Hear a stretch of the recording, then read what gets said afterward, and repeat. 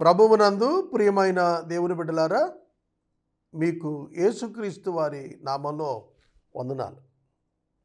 నా పేరు కారుపాటి శాంతిసాగర్, దైవ సేవకుడిని. నేను జూన్ 12వ తారీఖు ఎజ్రా క్యాంప్కి 1992 సంవత్సరంలో హైదరాబాద్ పట్టణానికి మొట్టమొదటిసారిగా వెళ్ళాను. అక్కడ నా అనుభవాలు వేరే సాక్ష్యంలో చెబుతాను. అక్కడ ఎమిల్ జబార్ సింగ్ గారు ఒకే ఒక్క ప్రశ్న అడిగారు. 120 మంది అప్లికెంట్స్ వచ్చారు. నేను అప్లికేషన్ పెట్టకుండా వెళ్ళిన అభ్యర్థిని నేను. ఆ 120 మందిని చూసి ఆయన అన్నారు, దేవుడు గత రాత్రి నాతో మాట్లాడారు. ఒక యవనుడు విశాల మార్గంలో నుండి ఇరుకు మార్గంలోనికి వచ్చాడు. అతనిని రేడియో విషయవాడికి ఇస్తున్నాను అని ప్రభు నాతో మాట్లాడారు. కాబట్టి ఇప్పుడు మీ 120 మందిలో ఎవరో ప్రేరణ ఉంటే వాళ్ళు లేచి సాక్ష్యం చెప్పచ్చు అన్నారు. చాలామంది లేచి అన్నారు, నేను 3000 బాప్తీసాలు ఇచ్చానన్నారు ఒక ఆయన. మేము 1,00,000 కరపత్రికలు పంచామన్నారు. 15 సంఘాలు కట్టానన్నారు ఇంకొక ఆయన. దైవజనుడు అన్నారు, మీరు కాదన్నారు.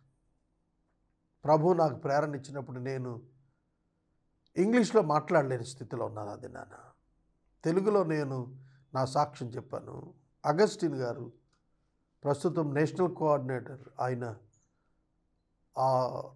నా సాక్ష్యాన్ని తర్జుమా చేశారు. ఎమిల్ జబార్ సింగ్ గారు ఆ సాక్ష్యం విన్న వెంటనే చెప్పారు, he is the man God has chosen for radio విషయవాణి.